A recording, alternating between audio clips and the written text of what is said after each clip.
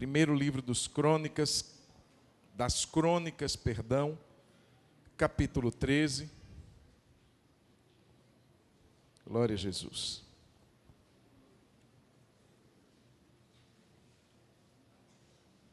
Vai aqui no telão também, então se você tiver sem a Bíblia, pode acompanhar ou não. Pode acompanhar, Jaque?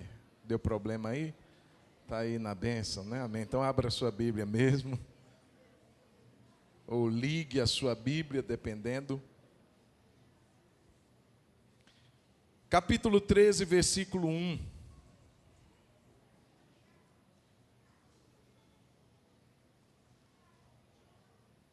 A Bíblia diz assim: Davi consultou os capitães de 1000, os capitães de 100 e todos os chefes. E então disse a toda a congregação de Israel: se vocês acharem por bem, e se isso for da vontade do Senhor nosso Deus, enviemos depressa mensageiros a todos os nossos outros irmãos em todas as terras de Israel, e aos sacerdotes e aos levitas com eles nas cidades e nos seus arredores, para que se reúnam conosco. E então vamos trazer para o meio de nós a arca do nosso Deus. Porque nos dias de Saul não nos valemos dela. Toda a congregação concordou em fazer assim, porque isso pareceu justo aos olhos de todo o povo. Davi reuniu todo Israel, desde Sió, no Egito, até a entrada de Amate, para trazer a arca de Deus de Quiriate Jearim. Então Davi, com todo Israel, foi a Baalá, isto é, a Quiriate Jearim, que fica em Judá, para de lá trazer a arca de Deus, diante da qual é invocado o nome do Senhor, que se assenta acima dos querubins. Puseram a arca do Senhor numa carroça nova, e a levaram da casa de Abinadab. Uzá e Aiô conduziam aquela carroça. Davi e todo Israel se alegravam diante de Deus, com todas as suas forças, com cânticos, com harpas, liras, tamborins, símbolos e trombetas. Quando chegaram à eira de Quidom, Uzá estendeu a mão para segurar a arca, porque os bois tropeçaram. Então a ira do Senhor se acendeu contra Uzá, e o feriu por ter estendido a mão para segurar a arca, e ele morreu ali diante de Deus. Davi ficou irado, porque o Senhor havia irrompido contra Uzá, e chamou aquele lugar de Pérez Uzá até o dia de hoje. Naquele dia, Davi teve medo de Deus e disse: como poderei trazer a arca de Deus para junto de mim? Por isso Davi não trouxe a arca para junto de si, para a cidade de Davi, mas fez com que fosse levada para a casa de Obed-edom, o geteu. Assim a arca de Deus ficou com a família de Obed-edom durante 3 meses, e o Senhor abençoou a casa de Obed-edom e tudo o que ele tinha. Amém? Vamos orar? Dá mais um pouquinho, por favor, sai de volume aqui no meu retorno. Vamos orar, fecha os olhos.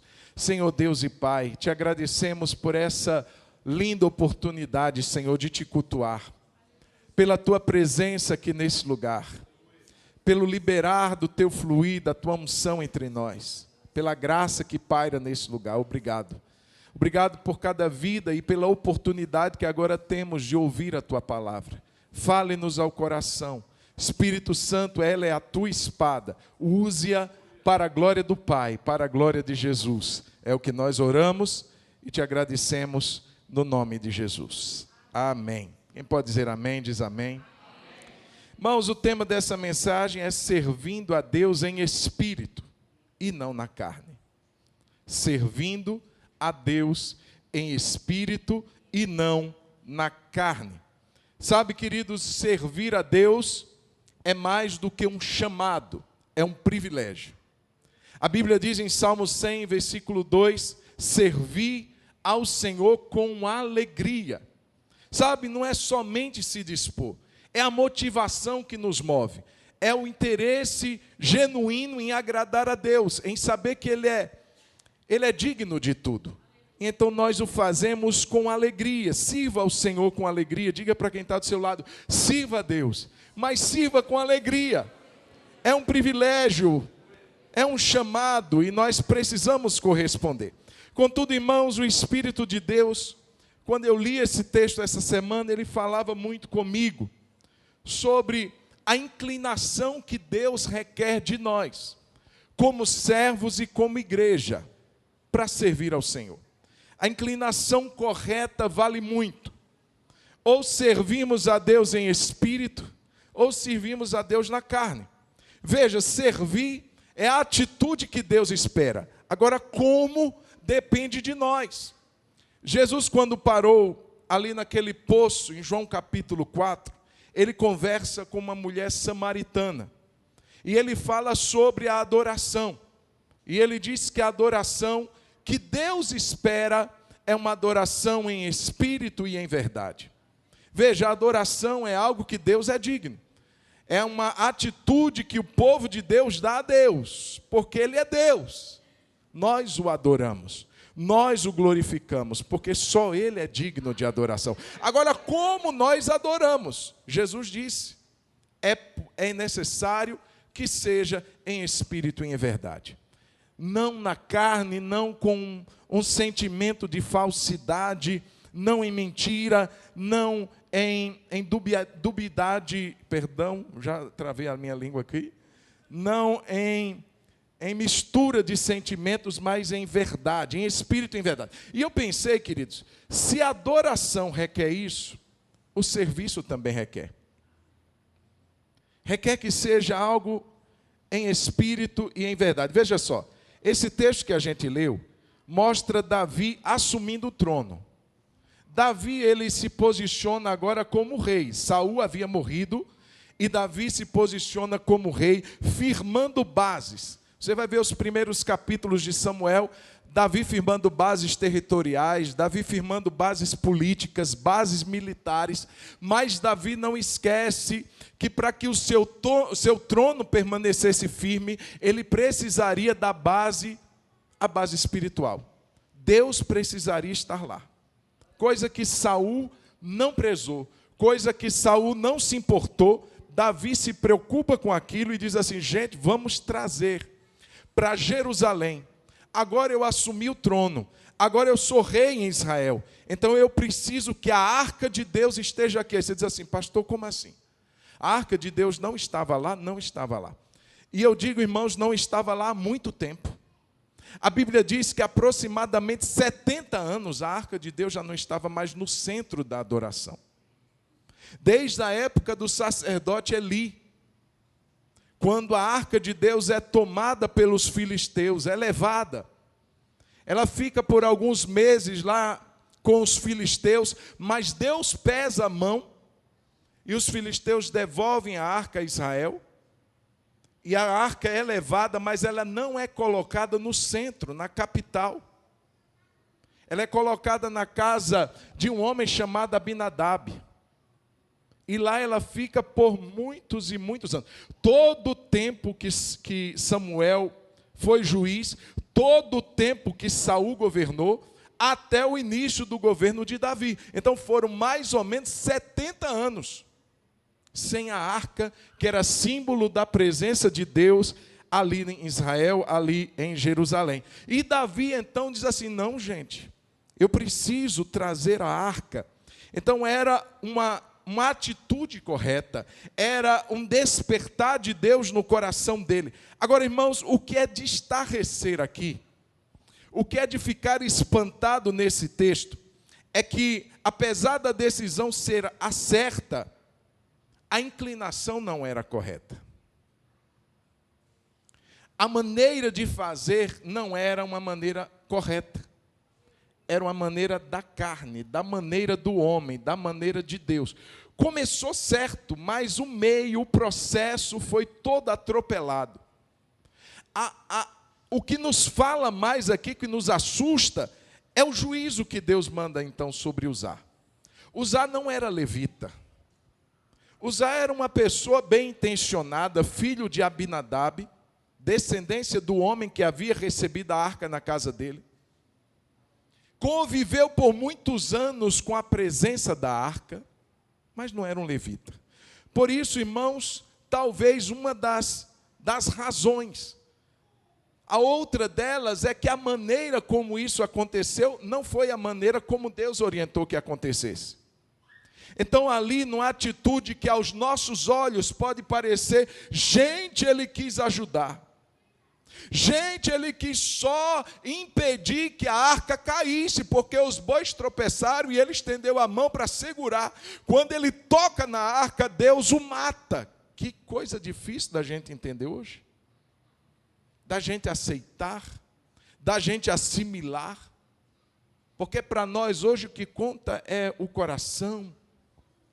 Ele teve uma boa intenção, ele teve um coração sincero para fazer aquilo, e Deus o mata, é o que o texto diz. Irmãos, o que o Espírito de Deus nos mostra aqui é muito sério. Não é importante apenas você e eu querermos servir ao Senhor, mas querermos servir ao Senhor da maneira certa, com a inclinação correta, não da nossa maneira, mas da maneira de Deus. E aqui algumas coisas que eu aprendo nesse texto. A primeira delas é que grandes projetos para Deus não podem ser feitos da nossa maneira, porque do contrário não terá a aprovação de Deus. Veja bem, Davi teve uma ousadia como nenhum outro, nem o Samuel, nem o Saul, ninguém pensou. 70 anos, ninguém havia cogitado, vamos trazer a arca de volta. Davi não. Davi, gente, eu não posso ficar sem a arca. A arca é símbolo da presença de Deus. Existe uma aliança de Deus com o seu povo, que se nós o invocarmos, ele virá ao nosso encontro, e nós precisamos trazer esse objeto que representa a presença dele. Vamos trazer a arca, coisa boa. Irmãos, que projeto audacioso, que projeto grande, mas feito da maneira dele, não da maneira de Deus. E aqui, verso 1 até o verso 3, diz que ele consultou capitães de 1000, capitães de 100, consultou chefes, disse à congregação, compartilhou com o povo. Gente, se vocês acharem bem, nós vamos trazer a arca. Todo mundo ficou feliz, todo mundo concordou. Que projeto, uau! Esse Davi é um visionário, esse Davi é um audacioso, esse Davi é ousado. Nós vamos seguir esse projeto. Irmãos, ninguém tinha pensado nisso.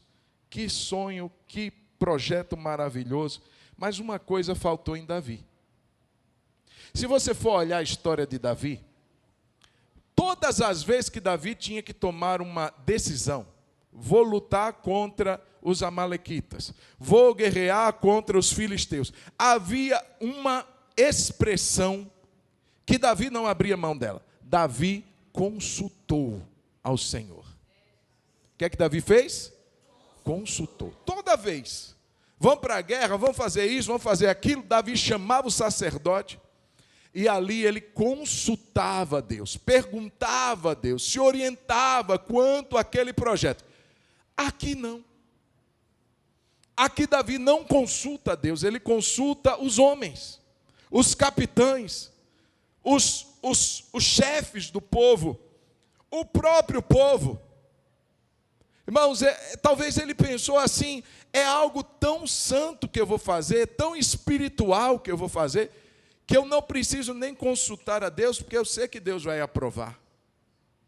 E ele então entra nesse processo, sem ao menos parar para pedir uma direção de Deus. Não no caso de trazer a arca, mas da maneira, Deus, a gente quer trazer como que o Senhor quer, qual maneira que o Senhor nos orienta. Não, nada, não há uma consulta a Deus, ele consulta aos homens, sabe, irmãos, grandes projetos que você e eu tenhamos, grandes projetos que a igreja tenha, por mais que sejam espirituais, a primeiro momento, olha, Deus está nesse negócio. Se não tivermos o temor de dizer, Deus, é da sua vontade, amém, está na tua palavra, o Senhor quer que a gente age assim, mas nos mostre como. Nos dê a estratégia, nos mostre a maneira, entregar os nossos projetos a Deus. Os seus projetos, você tem entregue a quem? Você tem pedido conselho de quem? Você tem se orientado com quem? Jovem que quer namorar, você tem pedido conselho a quem? Ou é só pela aparência do sujeito? Ou é só pela aparência da moça? Peça conselho a Deus, consulte a Deus. Se é importante para você, é importante para o seu Deus. E Ele vai te orientar. Davi não consulta a Deus. Provérbios 16:3 diz, entregue as suas obras ao Senhor. E o que você tem planejado se realizará. Entregue as suas obras ao Senhor. Entregue os seus planos ao Senhor. Então a primeira coisa que eu entendo, irmãos, projetos, mesmo projetos que são para Deus, feitos para Deus, se não tiver a maneira de Deus, pode não ter a aprovação de Deus. Segunda coisa, que os grandes resultados, olha só, Davi teve um grande projeto, e nesse grande projeto ele teve um grande resultado. Mas o grande resultado não quer dizer nada em relação à aceitação de Deus. Nem grandes projetos, nem grandes resultados. Olha só, verso de número 5, do capítulo 13 de Crônicas, Davi reuniu todo Israel. Irmãos, ele fez um chamado. Gente, vamos trazer a arca. Todo Israel se ajunta. Todo Israel abraça a ideia, diz aqui, desde Sió no Egito até a entrada de Amate, para trazer a arca de Deus de Quiriat Jearim. Todo mundo comprou, todo mundo abraçou, todo mundo se prontificou e disse, Davi, estamos juntos. Teve uma resposta, teve um resultado. É como se você marcasse um evento e não faltasse ninguém. É como se você marcasse uma programação e todo mundo fosse, estivesse faltando vaga. Você diz assim, uau, Deus está abençoando. Deus está nesse negócio. Se faltou, se veio pouca gente, se ninguém abraçou, então é sinal de que Deus não nos abençoou. Às vezes não. Todo mundo quis, mas Deus não estava daquela maneira abençoando, nem se agradando como a coisa estava sendo feita. Era para Davi ter pensado assim. Será que por ter tido um resultado, Deus está aqui? Já começou errado por não ter consultado. E agora ele se encanta com os resultados. Ele se embriaga com os resultados. E ele segue avante. Vamos embora. Deixa eu dizer uma coisa, querido. Nem tudo que dá certo está sendo feito da maneira certa. Diga comigo, nem tudo que dá certo está sendo feito da forma certa. Pastor, deu resultado. Mas e daí? Lembra comigo do evento de Moisés e da rocha. Êxodo 17, não dá para a gente abrir, mas Deus dá uma direção a Moisés, porque o povo estava com sede. O povo estava reclamando, Moisés, nós queremos água. Deus disse assim, Moisés, vai ali e bata, vira a rocha, e vou dar água para o povo. E vai ter água com abundância, todo mundo vai beber. Moisés pega o seu cajado, por 2 vezes ele fere a rocha, ele bate na rocha, e a rocha dá água, e todo o povo bebe, sai feliz, glorificando a Deus, amém. O tempo passa, mais uma vez o povo no deserto tem sede. E aí Números 20 vai dizer que Deus dá uma orientação para Moisés. Moisés, eu vou dar água para o povo. Está vendo a rocha ali? Só que agora você vai falar a rocha. Moisés pega a vara dele. Ele já está chateado com o povo, porque o povo era reclamador. O povo era murmurador. E ao invés de Moisés falar, ele bate na rocha. Ele fere a rocha. Aí eu pergunto, a rocha deu ou não água? Brotou ou não brotou água? Demais, todo mundo bebeu. Todo mundo ficou feliz, diz assim, esse Moisés é o cara que faz água sair da pedra. Só que Deus chama o Moisés no privado. Moisés é confrontado por Deus. Moisés, você poderia ter me obedecido? Eu disse para você falar, você bateu na rocha. E por causa disso, deu certo, funcionou, pai. Mas você não vai entrar na terra, porque você não me santificou diante dos homens. Sabe, querido, não é tudo que dá certo que está sendo feito da maneira de Deus. Às vezes você passa por um lugar, por uma igreja, e ela está saindo gente pela janela. Você diz assim, Deus está nesse lugar. Às vezes não. Às vezes você passa por um lugar que você conta o número de pessoas e você não enche suas mãos. E você pensa assim, Deus não está nesse lugar. Erro nosso. Deus, Ele tem as suas maneiras de trabalhar. Muitas vezes aquele lugar que está aparentemente produzindo tantos resultados, Deus não está nesse negócio. Está sendo feito de uma maneira que Deus não orientou fazer. Davi pensou assim, uau, todo mundo veio. Gente, eu estou agora com a aceitação total de Israel. Vamos lá buscar a arca e vai embora. Olha como ele está envolvido com tudo isso. Todo mundo aceitou, todo mundo está junto, vamos embora. Deus está nesse negócio, Deus só olhando. Deus só observando. Deixa eu dizer outra coisa, boas intenções, bons projetos, bons resultados, boas intenções, nada disso, irmãos, prova que Deus está aceitando o que a gente está fazendo. Nada disso é evidência que Deus está carimbando ali o nosso serviço, dizendo assim, uau, bem feito, great, maravilhoso, wonderful. Nem sempre. Boas intenções, veja bem, quantos anos a arca havia sido negligenciada? Mais de 70 anos. Esquecida pelos líderes, pelos sacerdotes, profetas, pelo rei, pelas autoridades. E aí, irmãos, Davi se inquieta com aquilo. E tem esse propósito, vamos buscar a arca. E aí, irmãos, o capítulo 6 de Samuel, o texto que nós lemos aqui vai dizer que Davi, junto com o povo, para trazer a arca, eles fizeram uma carroça nova. Está aí no texto que a gente leu. Fizeram uma carroça. Às vezes assim, mas é uma carroça, irmão, mas presta atenção. Naquela época não tinha carros. Naquela época tinha carros movidos a animais. Eram carroças mesmo. Era o que tinha de melhor. Ele não estava fazendo descaso. Hoje, quando a gente fala de carroça, a gente está usando isso com a maneira, muitas vezes, pejorativa. Isso é uma carroça, isso não é um carro. Não, nessa época, a carroça era o que existia de melhor. Era uma maneira fácil. Era um artigo usado na guerra. Era uma carroça e era nova. Não era coisa velha, não. Era nova. Nós precisamos fazer o melhor para Deus. Vamos trazer uma carroça nova. Ninguém nunca usou. Vamos construir agora. E vamos colocar a arca. Uau, que lindo! Deus está feliz. Deus está alegre.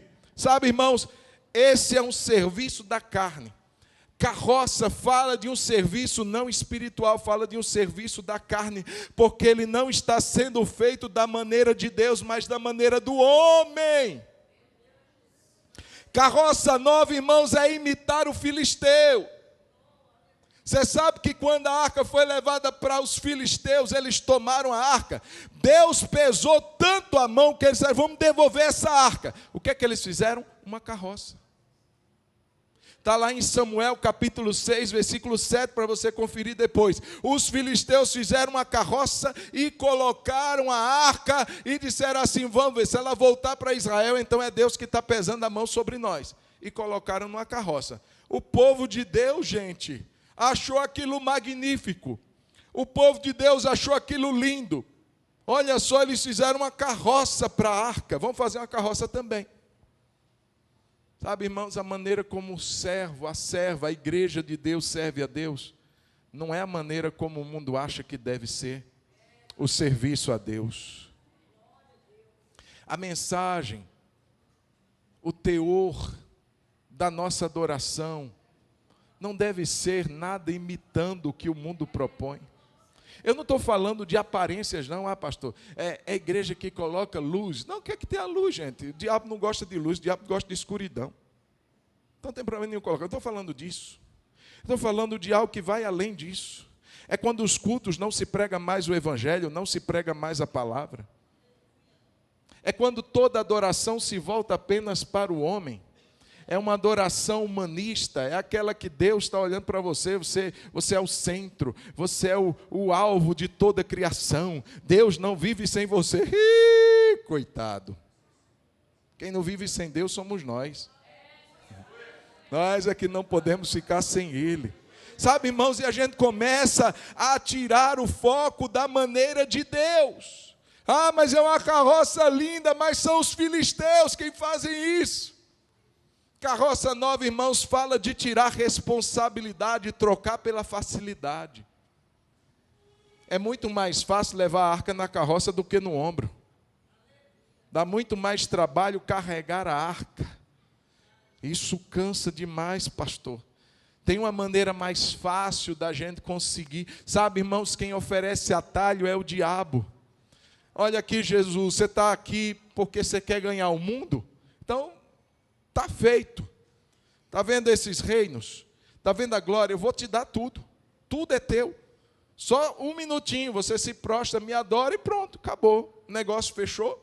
Os reinos do mundo são seus, você não precisa passar pela cruz, você não precisa sofrer, você não precisa passar por essa humilhação toda. Se você se prostrar e me adorar, tudo será teu. Quem oferece atalho é o diabo, gente. Quem oferece facilidade é o inimigo. O crente, para conseguir uma vida com Deus, irmãos, ele não pode fabricar carroça para ele, não. Ele tem que carregar no ombro. É santidade, é renúncia, é dizer não, é voltar as costas para o que todo mundo está se virando e dizendo eu quero, o crente diz não quero. Tudo é mais difícil. Porque a gente não aceita facilidade, ou não deveríamos aceitar. Sabe, queridos, e aqui o povo entra nessa falácia, nesse engano, vamos fazer um carro. Eu quero só lembrar em Êxodo 25, a maneira como Deus projetou que a arca fosse conduzida. Êxodo 25:11 diz assim, revista a arca de ouro puro, coloque esse revestimento por dentro e por fora, e ponha um remate de ouro ao redor da arca, mande fundir 4 argolas de ouro, e fixe-a nos 4 cantos da arca, 2 argolas de um lado, 2 argolas de outro lado. Faça também cabos ou varas grossos de madeira de acácia, revista-os de ouro, passe os cabos pelas argolas dos lados da arca, para que ela possa ser carregada por meio deles. Mas não tem nada de carroça. É aqui no ombro. É suor. Não tem rodinha para te ajudar, não. Não tem carroça para te facilitar. Não corra pelo caminho da facilidade, em troca do caminho da responsabilidade. É difícil, pastor, marcar um ensaio. É difícil marcar uma reunião. É difícil trabalhar com determinado departamento. É difícil. E quem disse que era fácil? É difícil pagar um preço pela salvação de um parente. É difícil. Mas quem disse que ia ser fácil? Sabe, irmãos, Deus não está à procura da sua carroça.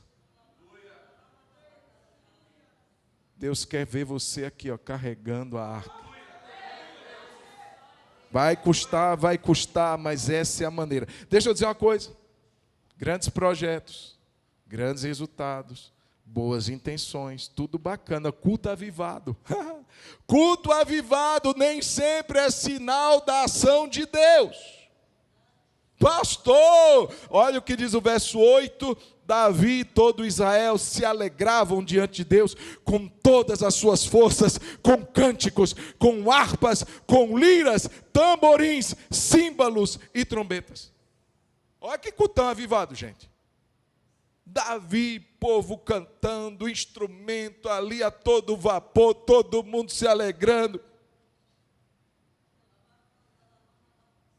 Sabe, irmãos, apesar do culto avivado, a palavra foi desprezada. Tinha muito barulho, movimento, mas não havia apreço pela palavra de Deus, por obedecer à palavra de Deus. Saul, queridos, Davi conhecia bem a história dele. Saul recebeu uma direção logo no início do seu ministério. Deus disse para ele: olha, eu vou me vingar dos amalequitas, vai lá, destrói tudo, mata tudo, extermina tudo, eu não quero nada vivo. Saul entra, começa aquela guerra, e diz que ele começa a achar coisas que ele deveria guardar. Ele guarda bois, ele guarda ovelhas, os melhores do gado, os melhores do rebanho. E aí chega Samuel, e aí, Saul, executei a palavra do Senhor. Sério, você é bom mesmo, cara. Mas que balido é esse que eu estou ouvindo de ovelhas? Que mugido de bois é esse que eu estou ouvindo? Não, aqui eu guardei o melhor para sacrificar ao Senhor, seu Deus. Nós vamos fazer um cultão hoje à noite, vai ter culto, vai ter sacrifício, vai ter churrasco depois, todo mundo vai se alegrar, eu guardei o melhor, o resto que não valia nada eu matei. Aí Samuel disse assim: rapaz, você não entendeu nada. Aí Samuel 15, 22 diz assim: será que o Senhor tem mais prazer em holocausto e sacrifício do que em obedecer a sua palavra? Eis que o obedecer é melhor do que o sacrificar, e ouvir é melhor do que a gordura de carneiros. Ei, meu irmão, você está adorando a Deus, mas não está nem aí com a palavra, com obedecer aquilo que Deus te mandou fazer. Não está valendo de nada o seu culto, o nosso culto, nossa adoração. Não vale de nada se o nosso desejo não é obedecer a Deus. Tem aparência, mas não tem essência. Estou levantando mãos, mas não são santas. Estou fazendo fita, mas Deus está olhando o meu coração. A minha disposição em obedecer a sua palavra. E quando Davi entra com aquele movimento todo, irmãos, ele tinha negligenciado algo grande. Algo muito importante tinha ficado para trás. Então não adiantava chegar ali com aquele movimento, com aquele barulho todo, se a palavra tinha sido negligenciada. Carroça? Esse Uzá é levita? Esse Uzá foi escolhido, ele tem como carregar a minha arca? Não, por isso que ele colocou no carro. Ele não tá carregando ela, beleza, mas por que ele tocou? Por que ele foi pegar nela? Ele não pode fazer isso. Irmãos, Deus muitas vezes vai fazer a gente passar pela eira. Diga para quem está do seu lado, diga assim: Deus muitas vezes vai fazer a gente passar pela eira. Olha o verso 9 que diz: quando chegaram à eira de Quidom, Uzá estendeu a mão para segurar a arca, porque os bois tropeçaram. Na eira. O que é a eira? É um terreno de solo batido que era usado para separar a casca do grão. Então os grãos eram colocados lá para secar. Logo depois eles passavam por um processo de malhar o trigo ou malhar o grão, peneirar, para separar o fruto, o grão, da casca. A casca tinha que ser jogada fora, queimada. Mas o grão ficaria. E o povo passa pela eira. E na eira Deus separa a casca do grão. Meu irmão, de vez em quando a igreja passa por umas eiras. Uzá estende a mão. E naquele momento Deus separa o que é casca. Quando ele toca na arca, a Bíblia diz que Deus matou Uzá. O juízo veio, mas não foi assim. Foi 3 horas depois, igual veneno de cobra. Passou uns... Não, na hora, irmão. assim que ele toca na arca, Deus fere Uzá e ele morre. Instantaneamente. Acabou o culto. O culto terminou em tragédia. Não tinha mais música. Não tinha mais vozes. Todo mundo estava triste, abatido. Está lá Uzá morto, caído do lado do carro da arca. Deus, o que é que aconteceu? Agora é que está perguntando. Se tivesse perguntado antes, Davi, isso não teria acontecido. Se você tivesse se importado de fato em agradar a Deus, isso não teria acontecido. Irmãos, que tragédia naquele culto. Que momento difícil em que Deus separou o vil do profano, o vil do sagrado, o santo do profano. Deixa eu dizer uma coisa, irmãos, Deus muitas vezes vai deixar a gente passar por essa ira. O pastor está dizendo que Deus vai me matar? Não, irmãos. Ele quer separar o que é casca da minha vida e da sua vida. Ele quer separar o que é profano do nosso coração daquilo que é santo do nosso coração. A gente está achando que Deus está muito assim, uau! Sabe aquele ser que engole tudo? Deus, olha o que eu estou te apresentando, um grande projeto, todo mundo aqui abraçou, a gente está com a motivação certa, intenção certa, boas intenções, a gente está assim adorando num cultão, aleluia, um cultão pentecostal, um culto avivado, um culto cheio de alegria, de dança, e o Senhor faz o culto terminar assim. Davi fica irado, Davi fica triste, Davi fica com medo de Deus. Eu não quero mais essa arca. Na minha casa não. É como se ele dissesse assim, vai morrer todo mundo lá. É como se Davi tivesse colocado a mão na consciência naquela hora. Tivesse dito, Deus, a gente não pode brincar. A gente não pode agir de qualquer forma. Davi teve medo. E ele leva a arca para a casa de um levita, que era apaixonado pela arca, o Obed-edom. Uma coisa, irmãos, que eu queria também colocar, é que o pequeno erro que é tolerado, ele atrai outros maiores. Só aconteceu aquilo porque começou errado. Uzá só coloca a mão porque foi permitido tudo aquilo. Cadê os levitas? Não tem. Cadê os levitas, os sacerdotes? Nenhum veio. Claro que vieram, diz a Bíblia que todo Israel estava ali. E por que eles não se prontificaram? Por que eles não disseram, Uzá, dá licença, essa responsabilidade é nossa. Tem gente que não quer assumir responsabilidade. Cadê os sacerdotes? Não quiseram. Cadê os levitas? Não quiseram. Aí Uzá, boa vontade, o cara que conviveu com a arca tantos anos na casa dele, isso daqui é tranquilo, tem muito tempo que a arca está na minha casa. Irmão, sabe aquele processo em que a pessoa começa a se achar familiarizado com o sagrado? A arca está tanto tempo na minha casa que eu já nem temo mais. Para mim já é normal conviver com essa arca aqui. Não tem mais a reverência, não tem mais o temor. Sabe, já se acostumou a ser crente, já se acostumou a pregar, não sente nem mais frio na barriga.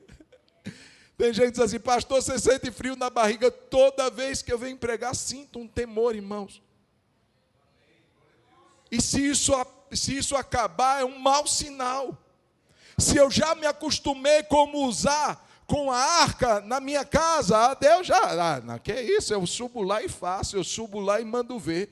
Não, tranquilo, a arca ali na minha casa, é como se a arca estivesse devendo favor para ele, é como se Deus estivesse dizendo assim, meu filho, eu vou quebrar seu galho, já que meu objeto sagrado esteve tanto tempo na sua casa, eu vou facilitar para você usar. Eu te devo um favorzão. Deus não te deve nada. Pastor, mas eu sirvo tanto a Deus, eu faço tanto para Deus, eu oferto tanto, eu dou tanto. Você faz isso porque te deu essa oportunidade, Deus te deu ela. Tudo vem dele, irmão. Toda oportunidade vem do Senhor. Quem somos nós para nos achar pessoas a quem Deus deve favores? Já estou tão acostumado. Eu posso tocar nela. Eu posso fazer mais um favorzinho para Deus. Deus não precisa do seu favorzinho. Deixa eu segurar ela. Quando ele toca na arca, Deus o mata. Tudo, irmãos, por causa de um erro que poderia ter sido evitado desde o início. E a arca vai para a casa do Obed-edom. Como eu disse, um levita. Agora a coisa estava começando a se ajustar. Quem era Obed-edom? Um levita. Mas não era um levita qualquer, um cara apaixonado pela presença de Deus. Todas as vezes que você vai ver a menção ao Obed-edom, ele está próximo à arca. Ou ele é porteiro, ou ele é alguém que está ministrando. Ele está apaixonado, ele quer estar perto. E como levita, legalmente falando, ele estava ali pronto a fazer o que Deus requeria dele como levita. A servir a Deus não na carne, mas no espírito. A servir a Deus não da maneira dele, mas da maneira de Deus. A fazer não o que dava na telha, mas saber o que a palavra de Deus diz para eu fazer. E eu vou servir a Deus da forma correta. Irmãos, isso é tão real, que a Bíblia diz que Deus abençoou a Obed-edom, e abençoou a casa dele. 3 meses só que a arca ficou na casa dele, todo mundo ouviu falar. Chegou a notícia para Davi: olha, a casa de Obed-edom está sendo abençoada por causa da arca. Sério. Ficou mais de 50, quase 70 anos na casa de Abinadab e ninguém ouviu falar nada disso. Mas ficou na casa de Obed-edom 3 meses, Deus já abençoou a casa dele. Porque ele era um homem que realmente prezava por agradar a Deus, por servir a Deus não na vontade, na carne dele, mas em espírito, obedecendo aquilo que Deus ordenava a ele fazer. Agora Davi aprendeu a lição. Davi ouviu falar, Deus está abençoando a casa de Obed-edom, então Deus não quer matar todo mundo. Deus não está irado com todo mundo. Alguma coisa nós falhamos, sim, Davi. Você falhou. Você falhou porque você deixou os levitas de fora. Você falhou porque você permitiu que fosse feita uma carroça quando era para ser carregada nos ombros. Você fez concessões. Davi disse: meu Deus, estava tudo errado. 3 meses depois de ter abençoado a casa de Obed-edom, a Bíblia diz em 1 Crônicas, capítulo 15, versículo 1, Davi fez também casas para si mesmo na cidade de Davi e preparou um lugar para a arca de Deus e lhe armou uma tenda. Então ele disse: ninguém, olha o que é que Davi diz: ninguém pode levar a arca de Deus a não ser os levitas, porque o Senhor os escolheu para levarem a arca do Senhor e os servirem para sempre. Agora aprendeu. Agora aprendeu. Às vezes a gente precisa de uns puxões de orelha para aprender o que a gente já devia saber há muito tempo, irmãos. Como andar com Deus, como agradar a Deus, como fazer a vontade do Senhor, agora sim.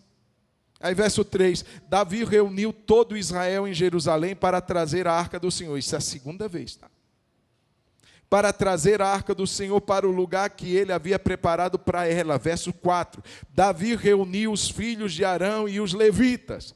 Aí o verso 11, Davi chamou os sacerdotes Zadok e Abiatar, e os levitas Uriel, Asaías, Joel, Semaías, Eliel e Aminadab. Ele disse: vocês são chefes das famílias dos levitas, santifiquem-se a si mesmos e aos seus irmãos, para que possam trazer a arca do Senhor. Gente, não é de qualquer jeito não, vamos dar um jeito, se santifiquem, o Deus de Israel, ao lugar que eu preparei para ele. Verso 13, pois visto que vocês não a carregaram na primeira vez, então Uzá não era levita. Você está dizendo que os levitas não carregaram? Por que Uzá estava lá? E vai dizer mais. Mas o que me chama a atenção cadê os levitas que estavam lá e não fizeram nada, gente? Como eu disse, não fuja da responsabilidade que Deus te deu. Tem coisa que Deus colocou nas suas mãos. Você está dizendo assim, deixa eu te fazer. Deixa eu te fazer. Não, tem gente que faz melhor do que eu.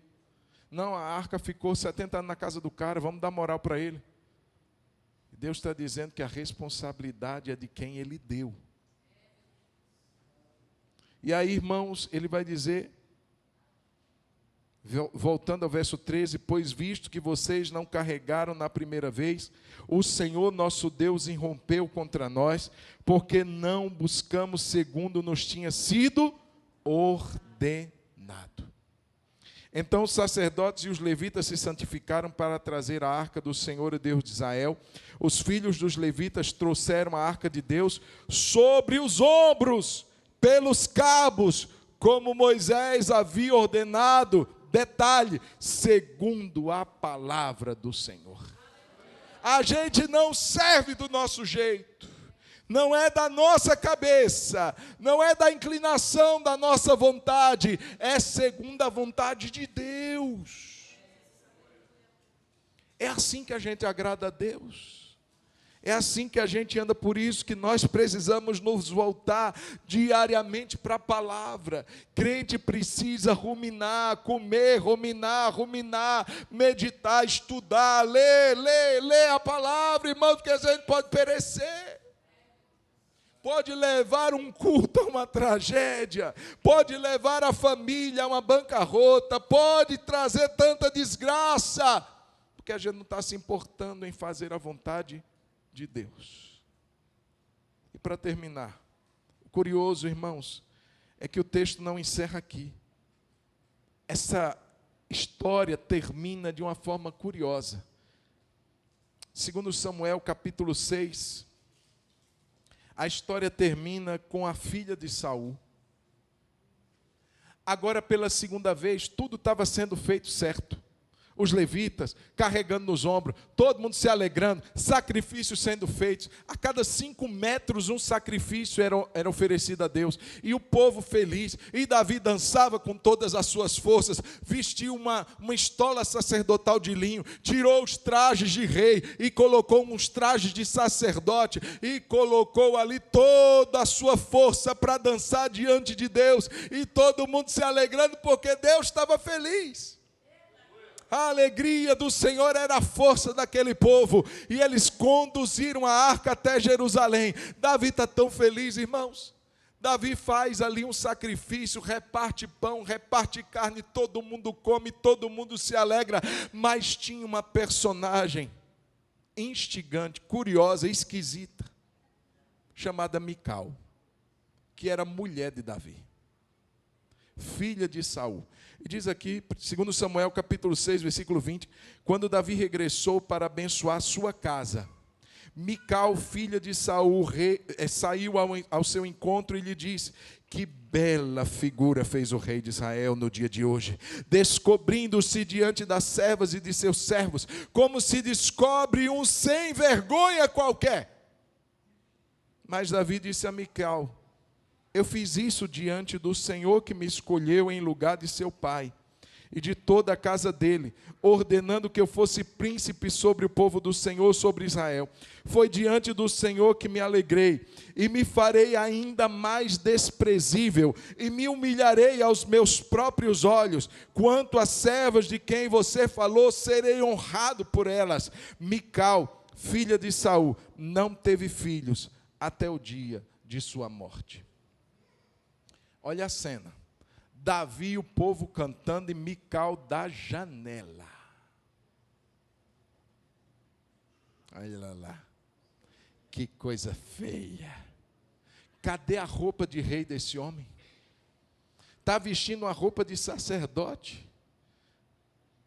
Cadê a autoridade? Cadê o glamour? Cadê a glória do meu marido?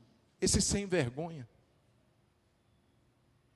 Irmãos, eu não sei se por medo, porque certamente Mical ouviu falar do que aconteceu lá na primeira investida, que Uzá tinha morrido. Eu não sei se ela pensou assim: eu vou nada, vou ficar aqui quietinha. Eu não sei se por indiferença, porque o pai dela também, o Saul, 40 anos ele reinou, nunca ele procurou saber onde é que estava a arca. Então talvez ela aprendeu com o pai a não querer buscar a presença de Deus, eu não sei. Se por medo, se por indiferença, mas Mical estava da janela. Ei, meu irmão, quem é esse tipo de gente hoje? Quem é a Mical? Os Micaus que estão hoje no meio do povo são aqueles que não se envolvem.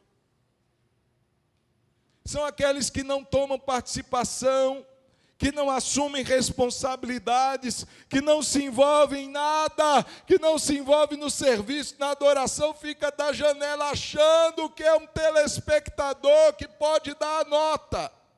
Gostei, não gostei. Mical fica assim. Não se envolve, além de não se envolver, critica, zomba e julga. É gente filé para fazer essas coisas. Só sabe sair do culto dizendo assim, gostei não. Zombando, você viu? Você viu? Nossa, misericórdia. Criticando. Isso é Mical. Sabe, irmãos, pessoas assim, elas sofrem consequências. Davi saiu para abençoar a casa. Quando ele chega lá, ele se depara com uma mulher indiferente, desrespeitosa e zombadora. Ela não recebe a porção dela. Todo o povo recebeu. Mical não. Alguns dizem que Davi, a partir daquele momento, não se relacionou mais como marido com Mical. Ou seja, não tinha mais intimidade com o rei. E além disso, diz que Mical não teve mais filhos. Se não tinha intimidade com o rei, não tinha como engravidar. O que eu quero dizer com isso, irmãos, hoje pessoas que se colocam como Mical, que ficam da janela, que não se envolvem, que só criticam, zombam e julgam, são pessoas que não vão ganhar a sua porção naquilo que Deus tem preparado. São pessoas que vão ficar sem a intimidade com o rei. Sabe, queridos, é quando Deus se revela a um, quando Deus está falando a outro, e os que ficam como Mical da janela não percebem nada do que Deus está fazendo, porque não tem mais intimidade. É como Saul que perde a presença. Deus não estava mais com ele, assim como não estava mais com Mical, sem filhos, infrutífera. Meu irmão, que Deus nos ajude a nunca aceitarmos em nossa vida a disposição de Mical. Deus espera que a gente se envolva. Deus espera que a gente tome a posição de dizer, Deus, eu estou junto. Eu vou trazer aquilo que o Senhor quer trazer para a minha época, para a minha geração. Vamos trazer a Tua presença, Senhor. Vamos trazer a arca de volta, Senhor. Vamos servir ao Senhor com alegria. Vamos nos envolver mais. Vamos nos dedicar mais, mas da maneira correta. Da forma como Deus se agrada. Não do que eu acho, não do que eu penso, não da maneira como eu vejo os outros fazendo, mas da maneira como Deus nos direciona em espírito, com o coração disposto a obedecer a Deus. Nunca se acostumar, irmãos, com o sagrado. Nunca achar que Deus é devedor a nós. Nunca achar que a gente faz demais e Deus sempre vai dever um favorzinho para a gente. Nunca se acostumar a entrar nesse lugar aqui, com um coração sem temor. Já sou crente há tantos anos, pastor. Já venho à casa do Senhor há tantos anos. Eu já não tenho mais aquela mesma alegria. Para mim é ir, se eu estiver aqui, se eu estiver numa mesa no shopping, comendo uma tábua com fritas e filé, é a mesma coisa. Se eu não tiver outro lugar para ir, então às vezes eu até lembro de ir para a tua casa. Já me familiarizei. É normal o louvor. Eu não sinto mais nada naquele momento, eu não me entrego, porque eu sei que só são músicas. A palavra eu posso ler em casa também, isso não me toca mais, irmãos. Deus nos guarde de sermos como Uzá, e achar que a gente pode ir lá e tocar a hora que quiser. Deus é santo, está no seu trono, é o nosso Pai que nos ama, mas a Ele respeito, a Ele honra, a Ele temor, a Ele reverência, a Ele honra e a Ele glória. Vamos ficar de pé, vamos orar.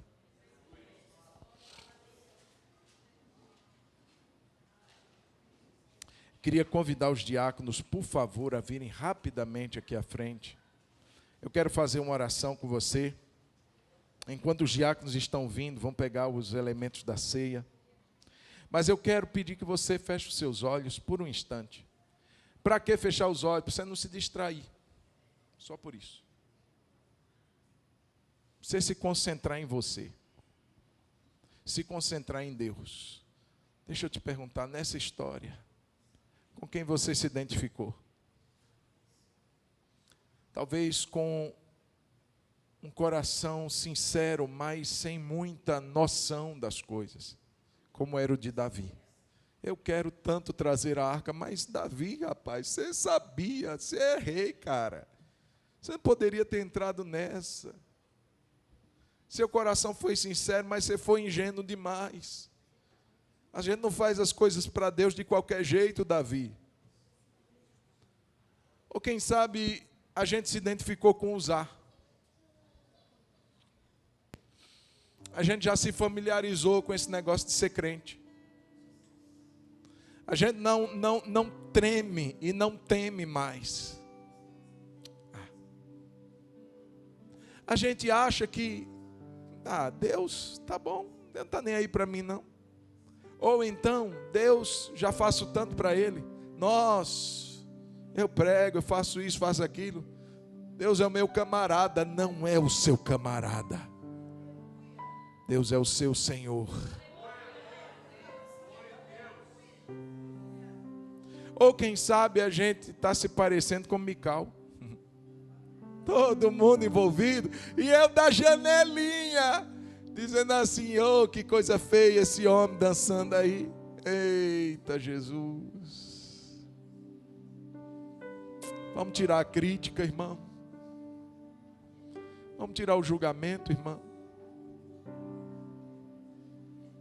Vamos ter um coração apaixonado como o de Obed-edom. 3 meses foram bastante para que Deus abençoasse e todo mundo ficasse sabendo. Pai, eu oro. Dá-nos um coração sincero, mas dá-nos um coração atento. Boas intenções não são suficientes. Bons projetos, bons resultados, nada disso é suficiente. Eu preciso adorar, eu preciso servir, não de qualquer maneira, mas em espírito e em verdade. Deus, em nome de Jesus, alinha os meus caminhos, alinha o meu passo ao teu passo. Deus, que eu faça, não que eu ache melhor, que eu não construa carroças novas para o Senhor. Deus, dá mais trabalho carregar no ombro, dá. Mas é assim que o Senhor quer. Oh Deus, essa noite nós pedimos teu perdão por construirmos carroças para o Senhor, por optarmos por facilidades.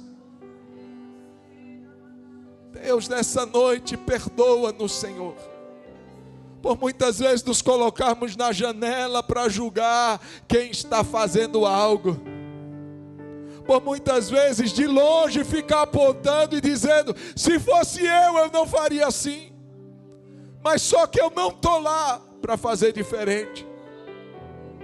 Eu estou apontando para quem já está lá, para quem está suando, dançando, carregando a arca no ombro. É fácil ficar da janela. Deus, nessa noite nós saímos dos esconderijos, nós saímos das janelas, queremos entrar no meio da festa, queremos entrar no meio da celebração, queremos entrar no meio do serviço e adorar ao Senhor com todas as nossas forças. Deus, em nome de Jesus, dá-nos a graça de sermos agradáveis a Ti, Senhor, de termos a Tua aprovação, de servirmos ao Senhor em espírito e em verdade. Em nome de Jesus. É a nossa oração. Quem pode dizer amém? Quem pode dizer amém? Quem pode dizer amém? Aleluia. Vamos aplaudir a Jesus, querido. Ah, Deus. Bendito é o teu nome. Aleluia. Irmãos, nós vamos ter a oportunidade nesse momento de ceiar. Nós estamos aqui com uma preciosidade. Quando Jesus disse, faça isso em memória de mim. É momento quando a gente como corpo se une. E a gente partilha de um mesmo pão, de um mesmo cálice. O mesmo sangue, o mesmo corpo partido. Não teve distinção. O mesmo sangue derramado pelo rico foi derramado pelo pobre. O mesmo corpo partido por aquele que não teve nem o primeiro grau, né? O ensino médio completo, é aquele que foi partido pelo PhD. Aqui dentro, irmãos, está todo mundo nivelado. Ninguém está levantando aqui o seu certificado, o seu diploma, nem o seu contra-cheque. Porque aqui você é filho, assim como quem está do lado é filha, e todos nós fazemos parte de um mesmo corpo. A única orientação que eu quero passar, se você ainda não foi batizado nas águas, inclusive, querido, dia 26, o último domingo desse mês, nós teremos uma festa onde vários irmãos estarão sendo batizados. No penúltimo domingo desse mês, nós teremos a assembleia lá na sede. Então, irmãos que já congregam conosco e que ainda não se tornaram membros, entrem em contato com o pastor. Se você já está aqui há pelo menos 3 meses, já conversou com o pastor, com a pastora, você precisa estar na assembleia para se tornar membro, ok? Quem vai batizar vai fazer a profissão de fé também na assembleia. E então no dia 26, uma festa ao Senhor. Será o batismo e o aniversário de 53 anos da nossa igreja mãe. Amém? Então, querido, se você ainda não foi batizado, não é na igreja Batista Hebron, não. Se você não foi batizado em nenhuma igreja evangélica. Pastor, eu fui batizado na Assembleia de Deus, na Quadrangular, numa igreja evangélica. Pode participar com a gente. Se você está em comunhão com Deus e com a sua igreja, com o seu pastor, estou visitando, pode participar. Agora, se você não foi batizado, querido, a nossa orientação é que você espere esse momento. Passe pela classe de batismo, professe que Jesus é seu Senhor, seja batizado nas águas, e aí você vai participar conosco da ceia, em nome de Jesus. A Bíblia diz, examine-se, pois, o homem a si mesmo. Esse momento a gente faz, participa, mas com o coração alinhado a Deus. Então, enquanto os irmãos estarão distribuindo, é um tempo de você fazer isso. Pai, eu consagro os elementos da ceia. Pai, em nome de Jesus, aqui o pão que partimos e o cálice que partilharemos é a comunhão do corpo e a comunhão do sangue. Fazemos isto em memória do Senhor. O Senhor que deu a vida por nós, derramou o sangue por nós, é digno. E nós participamos como família, como irmãos, diante do Senhor, em nome de Jesus. Amém. Enquanto cantamos, você vai cantar, orar, falar com Deus, examinar seu coração, mas vai ficar de olho aberto, para que quando o diácono e a diaconisa passar com a bandeja, você pega o seu e deixa o seu irmão pegar o dele, tá bom? Vamos louvar o Senhor com alegria em nome de Jesus.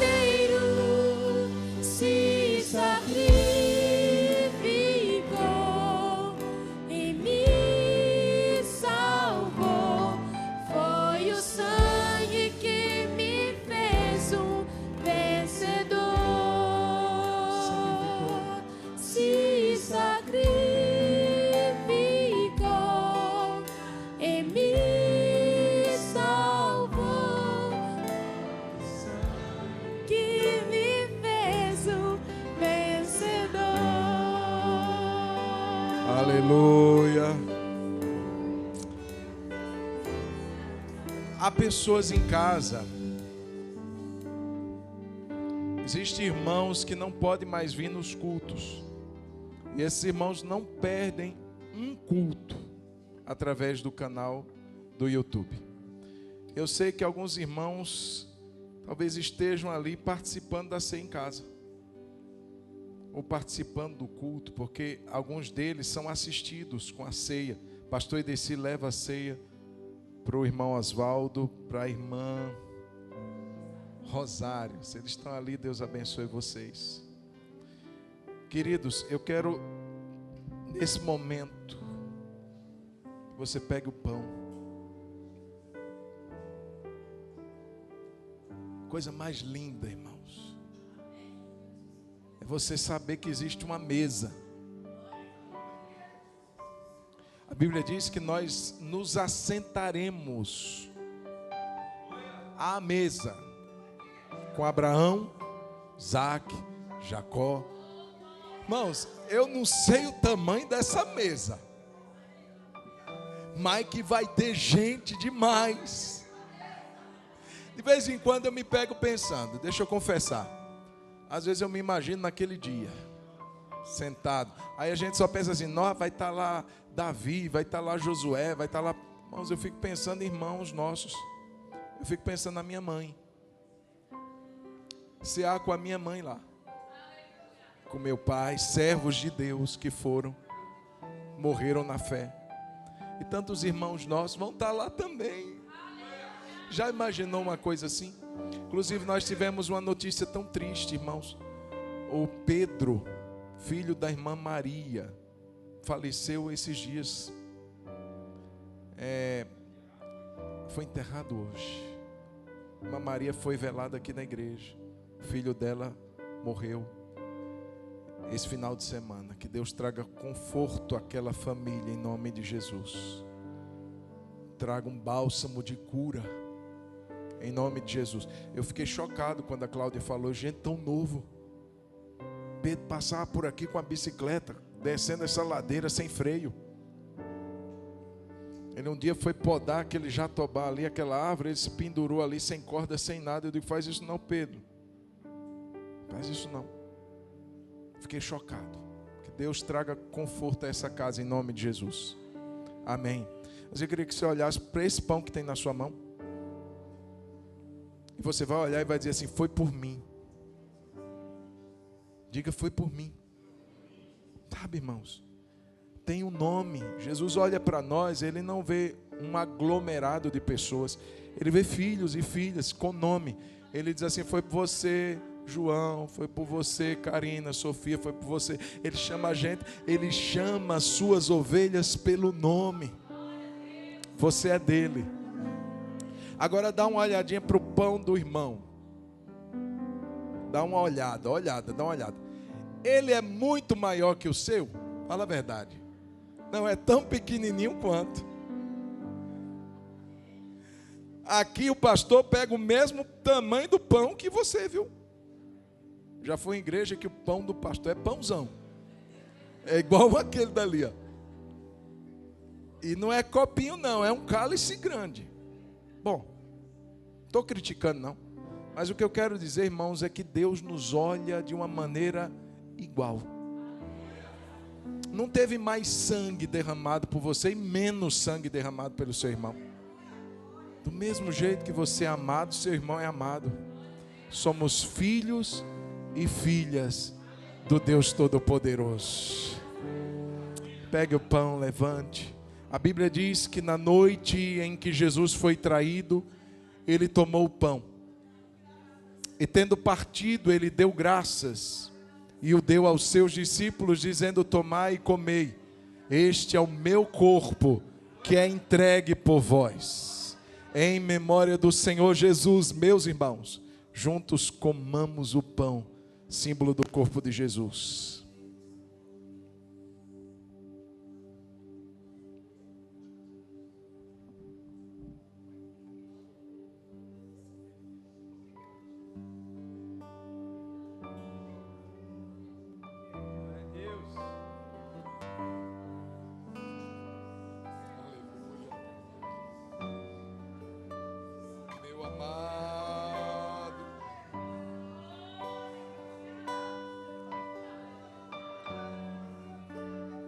Meu amado Jesus, que privilégio sentar à mesa, que privilégio saber que temos um lugar para nós à mesa, que fomos chamados à mesa, ao lugar da comunhão, ao lugar do banquete.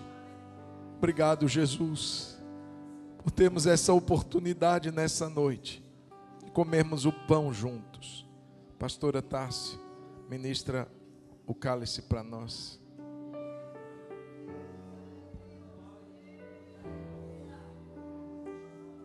Aleluia. Semelhantemente, depois de cear, ele tomou o cálice e disse: esse é o meu sangue, o sangue da nova e eterna aliança que é entregue por vós.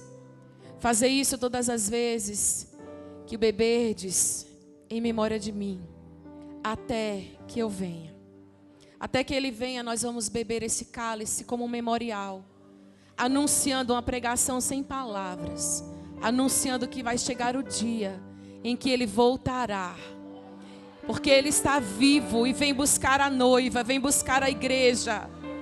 E esse sangue que nos possibilita a entrada no reino do eterno Deus, esse sangue foi derramado por cada um de nós. Nós recebemos com gratidão, Jesus. Recebemos o teu sacrifício com gratidão. Não temos palavras, Senhor, que possam reconhecer o tamanho do teu sacrifício. Obrigada, Jesus, pela oferta generosa, voluntária, amorosa, pela escolha que tu fizeste de abrir mão da tua glória e vir habitar entre nós para que fôssemos teus. Por amor a Jesus e em memória dele, bebamos o suco da uva.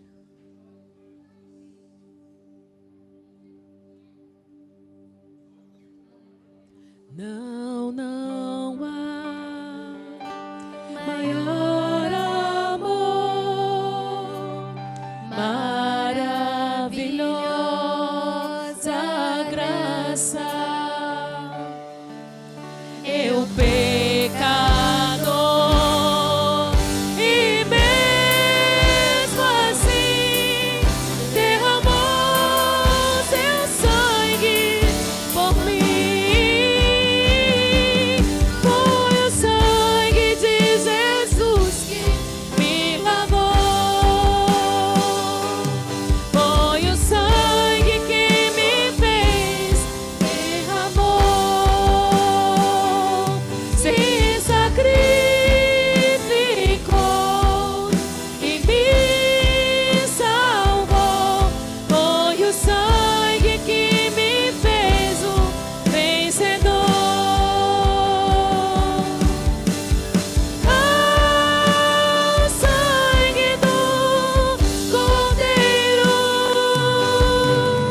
ao sangue do Cordeiro,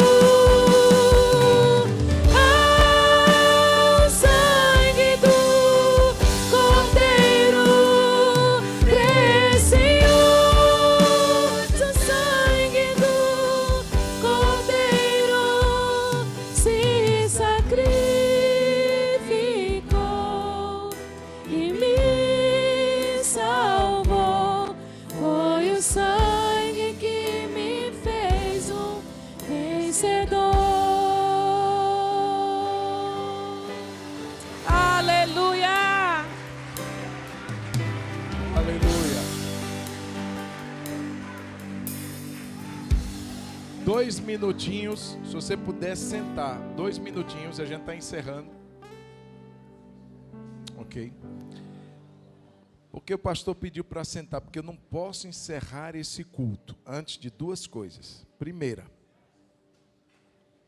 momentos como esses são oportunidades da gente tomar uma decisão na vida da gente. Momentos como esse culto são oportunidades de Deus para mudar a nossa história. Então eu gostaria de perguntar, sem emoção, sem nada que venha emocionalmente te constranger a isso. Pode até acender as luzes, Ronaldo, por favor. Deixa eu perguntar, tem alguém aqui que deseja entregar a sua vida para Cristo? Eu não estou perguntando se você quer ser batista, se você quer congregar aqui. Estou perguntando nada disso. A minha pergunta é se você quer entregar a sua vida para Jesus. A Bíblia diz que aquele que confessa o Senhor como seu Senhor e Salvador é salvo. Aquele que confessar Jesus, ele é salvo. Jesus disse: aquele que me confessar diante dos homens, eu confessarei diante dos anjos. Eu confessarei diante do meu Pai. Então deixa eu perguntar, tem alguém aqui que quer dar uma guinada na sua vida? Tem alguém aqui que quer tomar uma decisão? Ô, coisa boa, vem cá. Bom é assim.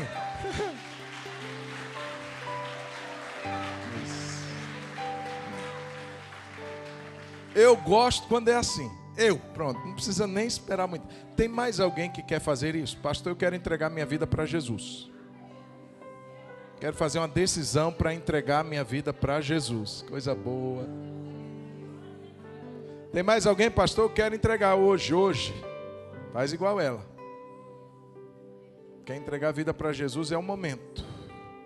Tem mais alguém aqui? Levanta a mão. Vem cá.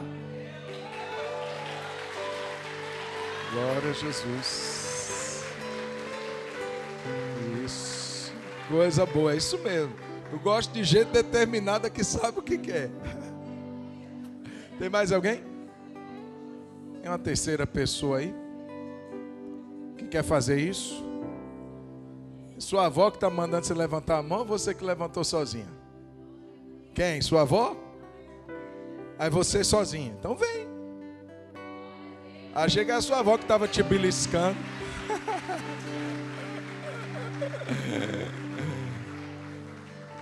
Vovó não te beliscou não, dizendo assim, levanta a mão. Não, né? Então pronto, não beliscou não, irmão. Tem mais alguém? Aqui, irmão, não precisa de emoção. Não, se você sentiu que pastor, é simples, é prático. Eu quero viver uma vida nova. Eu quero entregar minha vida para Jesus. O Espírito Santo é quem convence a gente, irmãos. Tem mais alguém? Vem cá, então. Glória a Deus.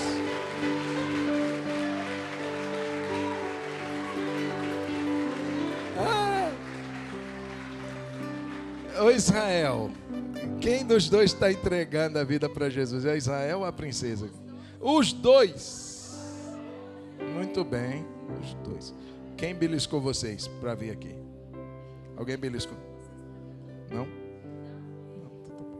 Tem mais alguém? É oportunidade, gente. Oportunidade, deixa eu dizer uma coisa, a gente não perde não.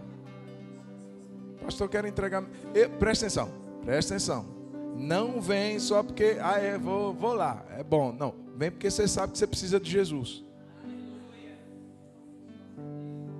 Você quer ser filho, você quer assumir um relacionamento com Deus. Levanta a mão agora, querido. Levanta a mão. Tem mais alguém? Não? Não? Então vamos orar. Vamos ficar de pé, igreja. O ponto de partida, presta atenção no pastor. O ponto de partida é esse. É a gente fazer isso. Eu quero Jesus. A gente começa tudo na história da gente. Sabe quantos anos eu fiz isso? 15 anos, 14 anos. Eu tinha quando eu fiz assim, eu quero Jesus. Hoje eu já tenho, você está achando que eu tenho assim uns 25, mas eu já tenho 45. Eu não me arrependo de ter entregue minha vida para Jesus. Foi a melhor coisa da minha vida. Então quero orar por vocês. Tem gente aí do lado de vocês que vão ajudar a orar. Mas eu queria que vocês repetissem comigo assim. Quem veio à frente entregando a vida para Jesus? Vocês aqui à frente também. Deixa eu afastar um tiquinho isso aqui. Vocês vão repetir assim.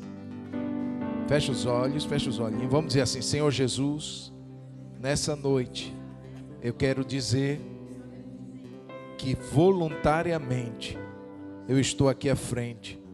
Não para ser um batista. Se o Senhor quiser, eu vou ser. Mas eu estou aqui porque eu quero entregar minha vida para o Senhor. Eu quero nessa hora confessar que Jesus Cristo, que morreu na cruz, ressuscitou ao terceiro dia. Ele agora é o meu dono, é o meu Senhor, e a Ele eu entrego a minha vida. Para sempre eu serei dele, em nome de Jesus. Pai, eu abençoo a vida destes meus irmãos, essas crianças que estão aqui à frente. Senhor, faz essa obra, porque quem faz é o Teu Espírito. É o Senhor quem muda a nossa natureza, tira o coração de pedra e coloca o coração de carne. Nós repreendemos nesse momento toda ação contrária, toda maldição, todo peso, toda amarra e cadeia sejam quebradas em nome de Jesus. E que eles nessa noite sejam tocados pela presença do Senhor. E que o novo nascimento, nascidos não da carne, nem da vontade do homem, mas da vontade de Deus, seja uma realidade na vida dos meus irmãos. Em nome de Jesus, eu profetizo uma vida vitoriosa contra o pecado, contra o mal, e uma vida ligada à presença do Senhor Jesus. Nós os abençoamos em nome de Jesus. Amém.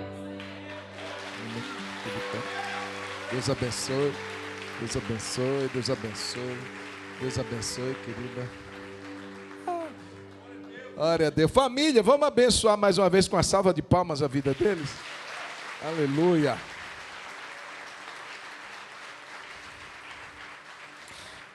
Agora a gente já está finalizando. Eu vou chamar eles agora. Mas antes eu queria que você fizesse uma coisa. Quem está com o celular aí? Se você disser que não está, eu vou desconfiar. Eu acho que muita gente está. Quem está? Quem tem celular aí, gente? Tem um canal que chama Igreja Batista Hebron. Irmão, tem um pessoal que todo domingo eles trabalham para transmitir esse culto, para registrar, para fazer com que esse momento chegue na casa de outros. Quantas vezes eu já fui abençoado, irmãos, com um culto. Não estou dizendo só daqui. A gente estava em Manhuaçu domingo passado, o culto lá começava às 7h30. Até às 7h30 a gente estava aqui, ó. Então deixa eu fazer um pedido. Vai lá na página. Você tem canal. Obrigado. Você tem dados aí no seu celular? Sim? Vai lá e curte esse negócio aqui. Porque é assim. E outra coisa, manda para pelo menos 2 pessoas, porque os irmãos estão trabalhando para caramba ali. Todo domingo eles ficam ali, registram na página do Instagram, do Facebook. E às vezes a gente tem aqui, ó, tantas visualizações, 2 curtidas. Quanto mais a gente curte, mais a gente ajuda o vídeo a chegar em outros lugares. E se a gente pega, o Jairo faz muito isso. O Jairo até para mim ele manda. Até para mim ele manda o culto. Eu estava lá, Jairo, no culto, ele me manda. Obrigado, Jairo, você é bênção. Então faz isso, manda para umas 2 pessoas e curte lá, bota lá uma curtida, porque isso faz o canal ser abençoado. Amém? Palmas para os irmãos da mídia, irmãos. Instagram, Facebook. Glória a Deus. Aqui, ó, os irmãos estão meia hora ali em pé, já fizeram café, já fizeram lanche. Eu queria pedir para o Webert, Eliane e Larissa. Queria pedir para Elisiane e o Emberson, é isso mesmo. Queria pedir para o Claudinei, para o Isaac e para a Yasmine, e também para a Ana Paula, Ana Clara e o Lucas. Olha, tem mais outro? Quem? Edinaldo também. Por favor, esses irmãos já estão ali, ó, sala de boas-vindas, tudo preparado, esperando só vocês chegarem lá. Então, queria pedir para que vocês os acompanhassem em nome de Jesus. Vamos aplaudir a vida deles de novo. Isso. Deus abençoe. Queria pedir que vocês acompanhassem os irmãos da sala de boas-vindas. Não deixem sobrar nada, por favor. Porque daqui a pouco chega vários irmãos ali também. Vamos dar as mãos, gente. Vamos agradecer a Deus. Senhor, muito obrigado por essa noite. Muito obrigado por esse tempo. Culto ao Senhor. Família reunida na casa do Pai para cultuar o Senhor. Abençoe, Senhor, essa semana. Abençoe, Senhor, esses dias que iniciamos hoje.